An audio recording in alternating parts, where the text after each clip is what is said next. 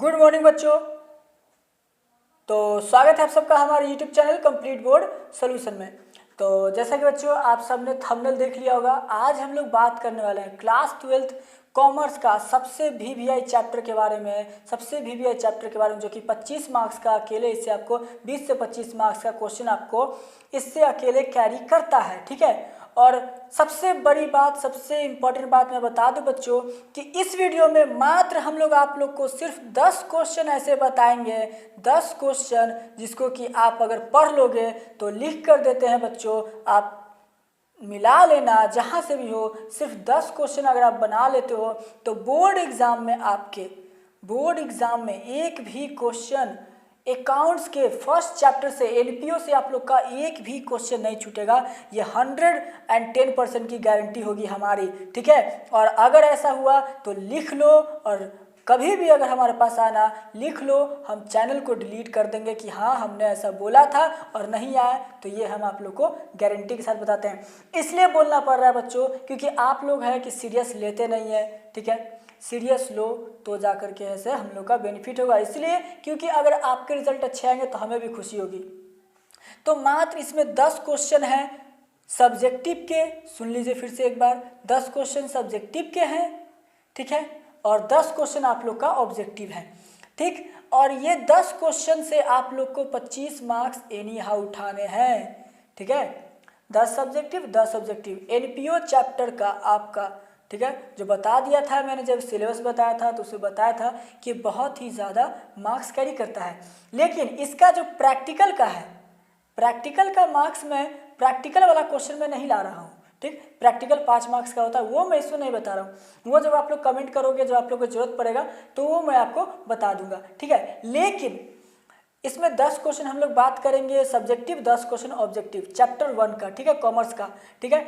और लाइटली नहीं लीजिएगा, आप लोग इसको अच्छे से अगर याद कर ले, लिख लें कहीं, तो आप लोगों को बहुत ही बेनिफिट होगा, ठीक है। और दूसरी बात, वीडियो को पूरा देखें, ठीक है, वीडियो को पूरा देखें।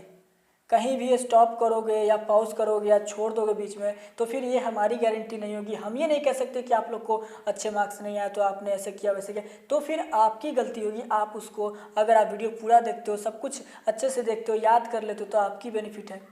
आप किसी का ही वीडियो देखो लेकिन आप पूरा देखो, अगर स्टडी से रिलेटेड है पूरा देखो, ठीक है बच्चों। तो उससे भी सबसे बड़ी बात यह है कि आप लोग ने अब तक मुझे अपना व्हाट्सअप नंबर कमेंट नहीं किया, ठीक है। व्हाट्सअप नंबर हमें कमेंट करेंगे तो ये सब जो आप वीडियो देख रहे हैं, ये सारे के सारे आपको पीडीएफ के फॉर्म में नोट्स आप लोग को मिल जाएंगे। तो आप लोग अपने अपने व्हाट्सअप नंबर हमारे नीचे कमेंट सेक्शन में कमेंट करें ताकि आपको नोट्स हम लोग प्रोवाइड कर सकें, ठीक है। बहुत से बच्चों को नोट्स मिल चुका है, ठीक है बच्चों। तो ये था सबसे ज़रूरी बात। लेकिन आज का वीडियो बहुत ही इंपॉर्टेंट है उन बच्चों के लिए जो अच्छे स्कोर करना चाहते हैं 90 to 95, तो पूरे वीडियो ध्यान से देखें, ठीक है। चलिए वीडियो में आगे बढ़ते हैं। आगे बढ़ने से पहले बच्चों, पहले अगर आपने हमारे चैनल को सब्सक्राइब नहीं किया तो प्लीज़ बगल में लाल बटन दिख रहा होगा, सब्सक्राइब कर लेना, ठीक है। और बेल आइकन को भी दबा लें ताकि आपको न्यू वीडियो के अपडेट सबसे पहले मिल सके। जो ऐसी वीडियोज़ लाए तो आपको मिल जाए। तो बच्चों हम लोग 90 to 100% के लिए लड़ रहे हैं बोर्ड में, तो बस आप लोग हमारा साथ दें, हम आपके लिए तैयार हैं, ठीक है बच्चों। चलिए शुरू करते हैं। देखिए, पहले हम लोग ऑब्जेक्टिव देखेंगे, फिर सब्जेक्टिव देखेंगे। 10 ऑब्जेक्टिव देखेंगे और 10 सब्जेक्टिव देखेंगे, ठीक है। चलिए देखिए बच्चों, आप स्क्रीन पर देख सकते होंगे चैप्टर 1 है आपका, ठीक है। गैर लाभकारी संगठनों का लेखांकन, ये आपका चैप्टर है। आपका अकाउंट्स का बुक, कोई भी बुक होगा आप उसमें देख सकते हो, ये चैप्टर है। और अकाउंटेंसी फॉर एनपीओ, ठीक। 10 ऑब्जेक्टिव है, इससे ज़्यादा ऑब्जेक्टिव आपको नहीं देंगे और बोलेंगे भी नहीं कि आप इससे ज़्यादा ऑब्जेक्टिव याद करें। इस चैप्टर से अगर आता है तो 10 ऑब्जेक्टिव इनफ है, आप इतने में याद कर लेंगे, ठीक है बच्चों। चलिए स्टार्ट करते हैं। पहला क्वेश्चन कहता है बच्चों, सुन लीजिए पहले, सही विकल्प का चयन करें, सिलेक्ट द करेक्ट अल्टरनेटिव, ठीक है। वसीयत को मानना चाहिए, ठीक। Legacies should be treated as, देखिए क्वेश्चन आपको ऐसे ही लिखा रहेगा, इंग्लिश और हिंदी और इंग्लिश, ठीक, सब कुछ लिखा रहेगा। मैं एक क्वेश्चन को लिख दिया हूं कि ऐसे आपका क्वेश्चन का फॉर्मेट रहेगा, बाकी मैंने सारे क्वेश्चन इंग्लिश में लिखे हैं, तो आप लोग आगे समझदार हैं, समझ जाएंगे, ठीक। तो पहला क्वेश्चन कह रहा है बच्चों, वसीयत को मानना चाहिए, ठीक, यानी कि legacies should be treated as. तो उसका 4 उत्तर दिया, क्या है तो देखिए, दायित्व है, आगत प्राप्ति, आय इनमें से कोई भी नहीं, यानी कि a liability, a revenue and income, none of this. तो आप जब ये चैप्टर पढ़ोगे तो आपको पता चलेगा कि जो legacies should be treated as, वो एक लाइबिलिटी, एक दायित्व के तौर पर होता है, ठीक है। उसका सही आंसर क्या होता है? दायित्व। चलिए क्वेश्चन नंबर 2 कहता है बच्चों आप लोग से, देखिए मैंने हिंदी नहीं लिखा है 2 से, ठीक। क्वेश्चन 2 कहता है, देखिएगा ध्यान से, life membership fee received by club is shown in. जो लाइफ मेंबरशिप यानी कि जो लाइफ टाइम का जो मेंबरशिप का जो फी होता है वो किस क्लब में दिखाई देता है? तो इनकम एंड एक्सपेंडिचर अकाउंट में, बैलेंस शीट में, रिसिप्ट्स एंड पेमेंट्स अकाउंट में, या फिर नन ऑफ दीज में। तो ये जो भी दिखाई देता है, जो लाइफ टाइम का होता है ना, वो सिर्फ और सिर्फ बैलेंस शीट में दिखाई देता है, ठीक है। अगर वो एक बार का रहेगा, यानी कि जो लाइफ टाइम में सिर्फ एक बार, और जो हमेशा के लिए रहता है तो वो आपका रहता है बैलेंस शीट में। किस में शो करता है बच्चों? बैलेंस शीट में, ठीक है। आप इसका हिंदी से अगर आप एग्जाम देना चाहते हो तो हिंदी का आप देख लेना, आपको मिल जाएगा। चलिए क्वेश्चन 3 कहता है आप लोग से,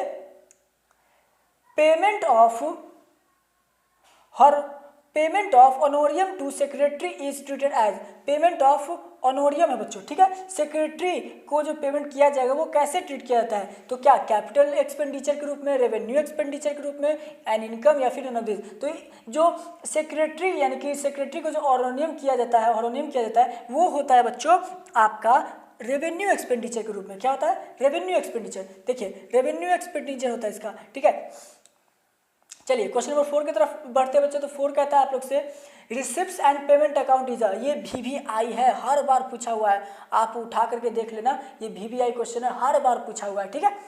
तो पर्सनल अकाउंट है, रियल अकाउंट है, नॉमिनियल अकाउंट है, या फिर नन ऑफ दिस है। तो जो बच्चों रिसिप्ट्स एंड पेमेंट अकाउंट होता है वो हमेशा आपका रियल अकाउंट होता है। क्या होता है? रियल अकाउंट, वास्तविक अकाउंट होता है, वास्तविक खाता। चलिए आते हैं लोग क्वेश्चन नंबर 5 की तरफ बच्चों। 5 कहता है बच्चों, income and expenditure account is a. Income, और ये तो था रिसिप्ट एंड पेमेंट, अब पूछ रहा है इनकम और एक्सपेंडिचर अकाउंट क्या है, क्या होता है? पर्सनल अकाउंट होता है, नॉमिनल अकाउंट होता है, रियल अकाउंट होता है, फिर नन ऑफ दिस। तो ये जो इनकम एंड एक्सपेंडिचर अकाउंट होता है ये आपका नॉमिनियल अकाउंट होता है। क्या होता है बच्चों? ये नॉमिनियल अकाउंट होता है, ठीक है। इसका सही आंसर क्या होता है? नॉमिनियल अकाउंट। चलिए हमने 5 ऑब्जेक्टिव देख लिए, सारे के सारे VVI ऑब्जेक्टिव थे, हमने देख लिए हैं। अब आते हैं हम लोग आगे के नेक्स्ट के पेज में, ताकि आगे का देख सके। चलिए देखिए, आपको फिर से रिक्वेस्ट है बच्चों कि आप लोग ने अब तक अगर नीचे व्हाट्सअप नंबर कमेंट नहीं किया है तो व्हाट्सअप नंबर हमें जरूर दे दें, ताकि हम लोग नोट्स आप लोग को प्रोवाइड कर सके जल्द से जल्द, ठीक है। चलिए क्वेश्चन 6 कहता है बच्चों, which of the following is not for profit organisation. कौन सा ऐसा है जो कि नॉट फॉर प्रॉफिट ऑर्गेनाइजेशन के लिए है? तो कॉलेज है, मारुति उद्योग है, हॉस्पिटल है, स्पोर्ट्स क्लब है। तो ये तो साफ पता चल रहा है, कॉलेज भी प्रॉफिट ऑर्गेनाइजेशन होता है तो ये भी नहीं चलेगा, हॉस्पिटल भी होता है प्रॉफिट के लिए, स्पोर्ट्स क्लब भी होता है। तो ये जो आप पढ़े होंगे बुक में तो आपको मिलेगा मारुति उद्योग, ठीक है। चलिए, और ये भी VVI है, बार बार पूछा हुआ क्वेश्चन है ये। आते हैं हम लोग क्वेश्चन नंबर 7 की तरफ। Income and expenditure account generally indicates. जो इनकम और एक्सपेंडिचर अकाउंट होता है बच्चों वो जनरली किस चीज़ को इंडिकेट करता है? तो सरप्लस डेफिसिट को, कैश बैलेंस को, या फिर कैपिटल फंड, या फिर नेट प्रॉफिट लॉस। क्या आप लोग को आंसर इसका पता है? तो नीचे कमेंट कीजिए, जल्दी से कमेंट कीजिए, ठीक है। और जो इसका सही आंसर होता है बच्चों होता है सरप्लस डेफिसिट। चलिए आते हैं हम लोग क्वेश्चन नंबर 8 की तरफ। क्वेश्चन 8 कहता है बच्चों आप लोग से, the excess of asset over liabilities in non trading concern is treated as. तो जो है आपका लाइबिलिटीज, दायित्व में जो आपका नॉन ट्रेडिंग कॉन्सर्न में जो ट्रीट किया था वो कैसा होता है? तो कैपिटल फंड होता है, कैपिटल होता है, प्रॉफिट होता है, या फिर नेट प्रॉफिट होता है। क्या आपने कभी ये सब पढ़ा है? क्या आप ध्यान में है? अगर हाँ ध्यान में है तो हमें नीचे कमेंट कीजिए, कैपिटल फंड, कैपिटल प्रॉफिट, या फिर नेट प्रॉफिट। तो इसका सही आंसर होता है बच्चों आप लोग का कैपिटल फंड। चलिए आते हैं क्वेश्चन नंबर 9 की तरफ। क्वेश्चन 9 कहता है, in non trading excess of income over expenditure called. Non trading में एक्सेस ऑफ इनकम, अगर इनकम का ज्यादा होता है तो ओवर एक्सपेंडिचर क्या कहलाता है? वो प्रॉफिट होता है, सरप्लस होता है, लॉस होता है, फिर डेफिसिट होता है। तो ये इसको क्या कहते हैं? तो इसको सरप्लस कहते हैं बच्चों। ये आपका VVI है, ठीक है। और जो 10th नंबर क्वेश्चन है ये हमने जीके के तौर पे ऐसे ही रख लिया था कि शायद पूछा जा सकता है, क्योंकि मिला तो मैंने रख लिया। Jharkhand academic council is, Jharkhand का एकेडमिक काउंसिल है वो क्या है? तो ट्रेडिंग ऑर्गेनाइजेशन है, नॉन ट्रेडिंग ऑर्गेनाइजेशन है, फिर नॉन ऑर्गेनाइजेशन। तो नॉन ट्रेडिंग ऑर्गेनाइजेशन, ठीक है। तो बच्चों हमने 10 के 10 VVI ऑब्जेक्टिव कर लिए, ठीक है। अगर बोर्ड में क्वेश्चन पूछे जाते हैं तो इस 10 में से 5 तो आपको मिल जाएंगे एनी हाउ, ठीक है, 5 मिल जाएंगे अगर इस चैप्टर से पूछे जाते हैं तो। मतलब कि फर्स्ट चैप्टर से आपका एनपीओ से ऑब्जेक्टिव 5 या 6 पूछा जाता है, तो 5 ऑब्जेक्टिव अगर आपका बन जा रहा है तो क्या आपका बुरा है? आप लोग मिला लेना, आपको इससे बाहर नहीं मिलेगा।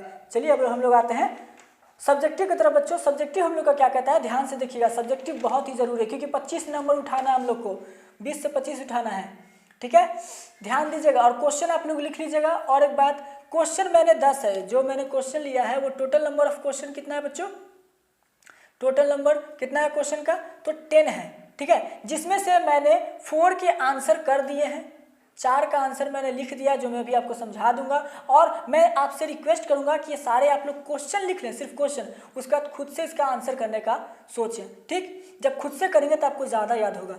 ये 10 में से मैंने 4 का आंसर किया, 6 मैंने सिर्फ क्वेश्चन ही छोड़ दिया है आप लोग को बनाने के लिए। आप जो भी कॉमर्स का भी बुक पढ़ रहे हैं, जो भी, चाहे हिंदी में पढ़ रहे हैं, इंग्लिश में पढ़ रहे हैं, जो भी आपका बुक होगा आप देखना, उसमें से सारे के सारे आपको क्वेश्चन मिल जाएंगे चैप्टर 1 का, एनपीओ का, ठीक। तो आप वहाँ से बना लेना। और अगर नहीं बनता है तो फिर मुझे आप व्हाट्सएप पर मैसेज करें या फिर मेरे इंस्टाग्राम पर मैसेज करें, वहाँ पर मैं आपको फिर नोट्स है इसका प्रोवाइड कर दूंगा, सारे के सारे पीडीएफ के फॉर्म में।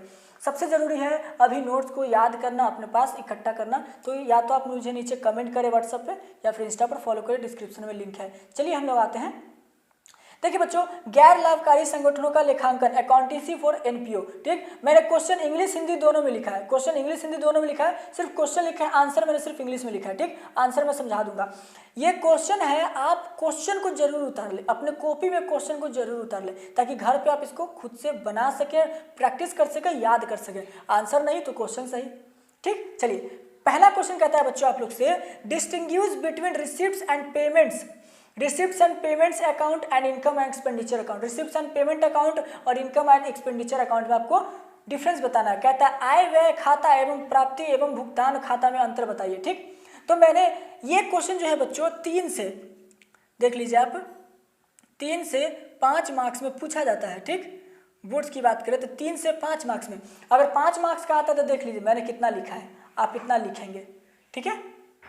अगर 5 मार्क्स का, 3 मार्क्स का आता है, आप 3 मार्क्स का आता है, आप 3 लाइन लिख करके छोड़ सकते हैं, ठीक है। चलिए तो हम लोग अंतर देखते हैं बच्चों, डिफरेंस, यानी कि receipts and payments account, income and expenditure account. मैं एक बार पढ़ देता हूँ, आप एक बार अच्छे से समझ लेना। कहता है बच्चों रिसिप्ट्स एंड पेमेंट में अकाउंट में पहला पॉइंट है, it is the cash book prepared by a non trading concern. ये कैश बुक है जो कि नॉन ट्रेडिंग कंसर्न के द्वारा बनाया जाता है, कंसर्न के द्वारा बनाया जाता है। दूसरा बच्चों इनकम एंड एक्सपेंडिचर अकाउंट में कहता है it is the profit and loss account. ये प्रॉफिट एंड लॉस अकाउंट है जो कि प्रिपेयर किया जाता है नॉन ट्रेडिंग कंसर्न के द्वारा, ठीक है। आते हैं फिर हम लोग बच्चों सेकंड पॉइंट की तरफ। तो it records all receipts and payments of cash and cheque only. ये रिकॉर्ड्स करता है ऑल रिसिप्ट्स और पेमेंट्स को, चेक को ओनली, ठीक है। फिर है इसमें क्या कहता है, it records only incomes and expenditure relating to the current year. ये इनकम्स एंड एक्सपेंडिचर को है सो क्या करता है बच्चों, तो ये उसको रिकॉर्ड करता है करंट ईयर का। कौन? तो income and expenditure account. Third point कहता है आप लोग से बच्चों, it records receipts and payments without considering whether for current year और प्रीवियस ईयर और नेक्स्ट ईयर। ये जो पेमेंट का रिसिप्ट है वो रिकॉर्ड करता है बिना किसी जाने कौन ईयर का है, इस ईयर का है, उस ईयर का है, कोई नहीं सोचता, सबको रिसीव करता है ये। कौन? Receipt and payment account. फिर जो आपका इनकम एंड एक्सपेंडिचर अकाउंट है वो क्या करता है, तो it records incomes and expenditure relating to the current year only. ये सिर्फ करंट ईयर पे काम करता है, ये प्रीवियस ईयर या फिर नेक्स्ट ईयर सब पे काम करता है, लेकिन इनकम एंड एक्सपेंडिचर अकाउंट सिर्फ करंट ईयर पे काम करता है। बच्चों ये मैंने आंसर खुद के हिसाब से लिखा है, आपको जो सही लगे, आपको जहां से आंसर लग सकता है आप उसको लिख लेना, ठीक, और याद कर जाना। फिर the balance in this account is either cash in hand और कैश एट बैंक और बैलेंस और बैंक ओवर ड्राफ्ट। ये या तो इसमें आपको कैश मिल सकता है हाथ में या फिर बैंक के ड्राफ्ट में। इसमें है बच्चों the balance in this account represent surplus और डिफिसिट। इसमें ज़्यादा हो सकता है, कम हो सकता है। ध्यान दीजिएगा, बता दे रहा हूँ, ये जो 10 क्वेश्चन हमने लिया, सिर्फ 10 ही क्वेश्चन क्यों लिया, 50 ले सकते थे लेकिन सिर्फ 10 लिया, क्योंकि 10 के अलावा पूछने का चांस ना के बराबर है, ठीक है। तो मैं बता दूं VVI है, आप लोग इसको लाइटली ना लें। क्वेश्चन नंबर 2 की तरफ बढ़ते हैं बच्चों। और हाँ, आप किसी भी चैप्टर सब्जेक्ट्स में पढ़ो, अगर डिफरेंस है ना, किसी में भी अगर डिफरेंस दिया हुआ है, ठीक है, डिफरेंस दिया हुआ है, तो आपका वो 99% चांस हो जाता है कि वो क्वेश्चन पूछेगा ही पूछेगा, ठीक है। तो आप लोग खुद समझदार हैं आगे क्या करना है। क्वेश्चन नंबर 2 है बच्चों आप लोग का distinguish between income and expenditure account and profit and loss account. दूसरा है बच्चों आय व्यय खाता एवं लाभ हानि खाता में अंतर लिखिए। ये भी उसमें अंतर लिखना है बच्चों, तो आप अंतर देख सकते हैं। इनकम एंड एक्सपेंडिचर अकाउंट में क्या लिखा हुआ है, it is prepared by non trading institution, ये नॉन ट्रेडिंग इंस्टीट्यूशन से बनता है जो पीछे मैंने बताया। It is prepared by trading concern या फिर ट्रेडिंग इंस्टीट्यूशन, ये नॉन ट्रेडिंग ये ट्रेडिंग, ठीक है। दूसरा है बच्चों income and expenditure, it is prepared with the help of receipt and payment account, ये हेल्प ऑफ रिसीप्ट और पेमेंट अकाउंट से बनता है। और ये किससे बनता है बच्चों, तो ट्रायल बैलेंस से बनता है। It is prepared with the help of trial balance, ठीक है। उसका थर्ड पॉइंट है इसका, the objective of the preparation of this account is to known the excess of income over expenses over income. इसका जो ऑब्जेक्टिव होता है income expenditure का बनाने का, वो होता है जो ओवर एक्सेस एक्सपेंस खर्च हो रहा है इनकम का, उसको कंट्रोल करने का। फिर इसका पॉइंट है बच्चों, it is prepare to find out the net profit और net loss of the business. ये काम करता है कि कितना प्रॉफिट हुआ कितना लॉस हुआ, द नेट बिजनेस में फाइंड करता है।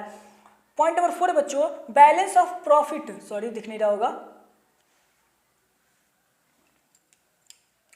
Balance of profit is either transfer to capital fund और it is accumulated in a separate heading. कहता है कि बैलेंस ऑफ प्रॉफिट जो इसमें होता है वो ट्रांसफर किया जा सकता है कैपिटल फंड में और एक्यूमुलेट किया जा सकता है सेपरेट हेडिंग में, ठीक है। इसमें क्या होता है, it is either transfer to account और डिस्ट्रीब्यूटेड टू शेयर होल्डर्स। ये या तो आप अकाउंट में ट्रांसफर कर सकते हैं या फिर डिस्ट्रीब्यूट कर सकते हैं शेयर होल्डर्स में, ठीक है। आइए हम लोग क्वेश्चन नंबर 3 की तरफ देखते हैं। बच्चों क्वेश्चन नंबर 3 खुद में ही 3 क्वेश्चन कंटेन करता है और ये सारे क्वेश्चन VBI हैं। मैं बता दूं बार बार, सारे के सारे VBI हैं। एक भी क्वेश्चन आप छोड़ोगे तो आपका लॉस होगा ही होगा, ठीक है। कॉमर्स के स्टूडेंट संभल करके इसको बना लें। मैंने एक का आंसर दिया, बाकी 2 का आंसर आप खुद दोगे। Right features of the flowing, यानी कि निम्नलिखित खातों के मुख्य विशेषताएं बताइए। जो खाता है इसका फीचर्स बताना है। पहला क्या है, आगम और शोधन खाता, आय व्यय खाता, प्राप्ति एवं भुगतान खाता, receipts and expenditure account, income and expenditure account, receipts and payment account. ये तीनों के बारे में फीचर्स लिखना है। मैंने एक का लिखा है, जैसे आप वैसे ही लिखोगे, आप देख लो अच्छे से, ठीक है। चलिए देखिए, लिखा है मैंने फीचर्स बच्चों एक का, features of receipts and expenditure account का। देखिए पहले उसका नेचर क्या है, फिर बेसिस रिकॉर्डिंग लिखा, no space for capital transaction, similar to profit and loss, current year transaction. देखिए अगर आपका मन हो तो आप सबके बारे में एक एक लाइन लिख दोगे तो बोर्ड आपको क्या करेगा, अगर 5 नंबर का है तो आपको 5 में 5 देगा, ठीक है। अगर डिफाइन नहीं करते हो, डायरेक्ट लिखते हो तो 5 नंबर का है तो वो 100% 3 से 4 मार्क्स आपको बैठा करके दे देगा, ठीक है। तो कोशिश करना सबके बारे में एक एक लाइन लिख दे, क्योंकि ये पूछता है 5 नंबर में। तो देखिए features of receipt and expenditure account, पहला nature, it is a nominal account, पहले पता चल गया। Basics reading, basis of reading the recording the transaction in the both case in similar and recording to the revenue expenditure revenue income only concern both accounts। ये जो कहता है both accounts के लिए काम आता है, ठीक है। फिर है no space for capital transaction, इसमें कोई भी कैपिटल ट्रांजैक्शन के लिए स्पेस नहीं होता है। Similar to profit and loss, profit and loss की तरह सिमिलर होता है। करंट ईयर ट्रांजैक्शन, इसमें करंट ईयर का ट्रांजैक्शन हमको शो करता है। तो ये था फीचर्स बच्चों किसका, आपका रिसिप्ट एंड एक्सपेंडिचर अकाउंट। और जो 2 फीचर्स मैंने और जो 2 क्वेश्चन बताए वो पीछे से आप देख सकते हो और उसको लिख ले, बार बता रहा हूँ लिख लो, बहुत ही ज़्यादा इंपॉर्टेंट है, ठीक है। आते हैं हम लोग क्वेश्चन नंबर 4 की तरफ।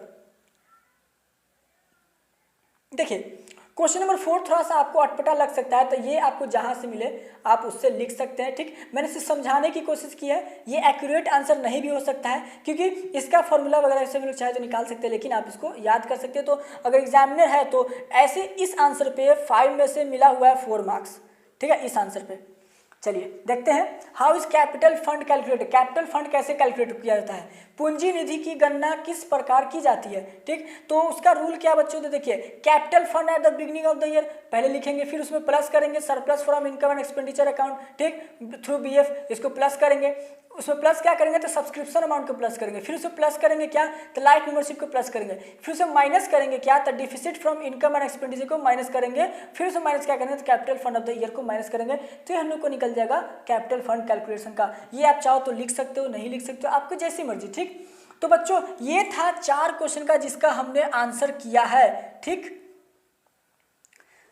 बाकी के 6 क्वेश्चन जो मैं बताने जा रहा हूं उसका मैंने आंसर नहीं किया है, आपको करना है। और अगर आपसे ना होगा तो नीचे व्हाट्सएप में अपना नीचे कमेंट सेक्शन में आप अपना व्हाट्सएप नंबर हमें शेयर करें, वहां पर आपको हम नोट्स सेंड कर देंगे, क्योंकि बहुत से बच्चों को नोट्स सेंड कर दिया गया है तो आप लोग को भी मिल जाएगा। चलिए क्वेश्चन नंबर 5 कहता है बच्चों निम्नलिखित पर संक्षिप्त टिप्पणियां लिखें। राइट शॉर्ट नोट्स ऑन, बहुत ही ज़्यादा इंपॉर्टेंट है, बहुत बहुत ज़्यादा पूछने जाने वाला, हर बार क्वेश्चन पूछा है। कैपिटल फंड पे शॉर्ट नोट्स लिखिए, सब्सक्रिप्शन पे शॉर्ट नोट्स लिखिए, पूंजीगत प्राणित एवं आगमन प्राप्तियां पर शॉर्ट नोट्स लिखिए। तो ये सब बहुत ही इंपॉर्टेंट है बच्चों, आप क्वेश्चन देख लीजिए और लिख लीजिए। 5 नंबर में ये सारे के सारे क्वेश्चन आते हैं। ठीक, चलिए नेक्स्ट क्वेश्चन है बच्चों आप लोग का क्वेश्चन नंबर 6 जो है, क्वेश्चन 6 कहता है what is fund based accounting. Fund based accounting क्या होता है? फंड बेस्ड अकाउंटिंग से आप क्या समझते हैं? ठीक है, यानी कि कोष आधारित लेखांकन क्या है? तो ये आपका पूछा हुआ है लास्ट ईयर के लास्ट ईयर में, शायद आप देख सकते हो शायद 2K19 में या फिर 2K18 में मे भी, ठीक है, याद नहीं मुझे, लेकिन हाँ पूछा हुआ क्वेश्चन है, आप एक बार देख लेना। ठीक, चलिए उसके बाद बच्चों प्राप्ति एवं गुणवत्ता खाता एवं रोकड़ खाता में अंतर बताइए। Differentiate between receipts and payment account and cash account. ये तो मैंने बता दिया कि जो भी डिफरेंस आएगा उसको आपको VVI मानना है और याद करना है एनी हाउ।